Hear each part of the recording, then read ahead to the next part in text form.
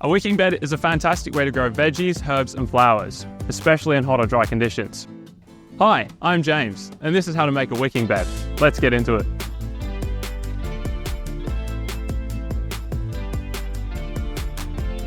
First, let's start by choosing a sunny spot in your garden, ideally with around 6 to 8 hours of sunlight each day.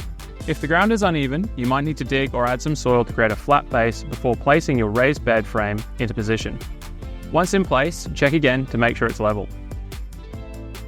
Next, line the bed with the pond liner to ensure you have a waterproof reservoir. Ensure it fully covers the entire base and sides of the bed with some overhang. This plastic layer will hold water at the bottom of your wicking bed, allowing it to wick up into the soil. This here is Aggie pipe. This is going to sit at the bottom of our wicking bed, and I've measured it to length so that it will fit from one end to the other. But before we install that, we'll need to grab our PVC pipe, which we've cut to length so that it will sit just above soil level, and this will act as a funnel to feed water to the bottom of the garden bed. To ensure the water is distributed evenly, fit an end cap onto one end of the ag pipe to close it off. Using a PVC elbow, a coil adapter, and a piece of PVC pipe, bring up the pipe to the top of the garden bed. This is where you'll add the water. Before we put in the gravel, which will secure the pipe in place, it'll be good to test whether it's working. This is good, and we can see that the water's coming out, so we're good to move on to the next step. Cover the Aggie pipe with a layer of gravel, up to the point where your soil layer won't be any deeper than approximately 300 ml deep. This helps to create a solid base for the water reservoir. Once the gravel is in place, drill a hole for your overflow outlet and screw that into place.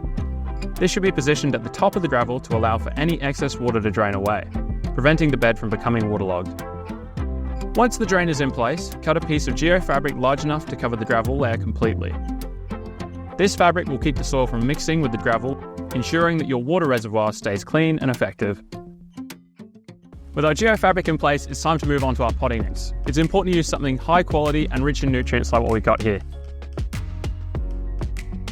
Fill the bed to about 50 mils below the top, gently patting down the soil as you go.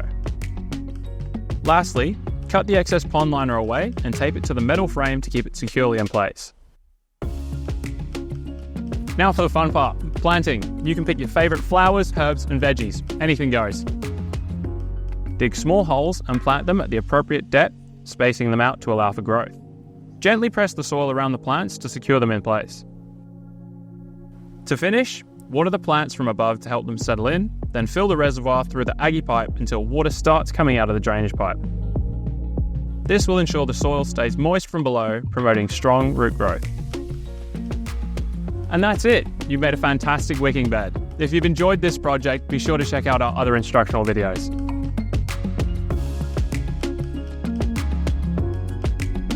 We've got plenty of DIY advice online to help tackle your next project with confidence.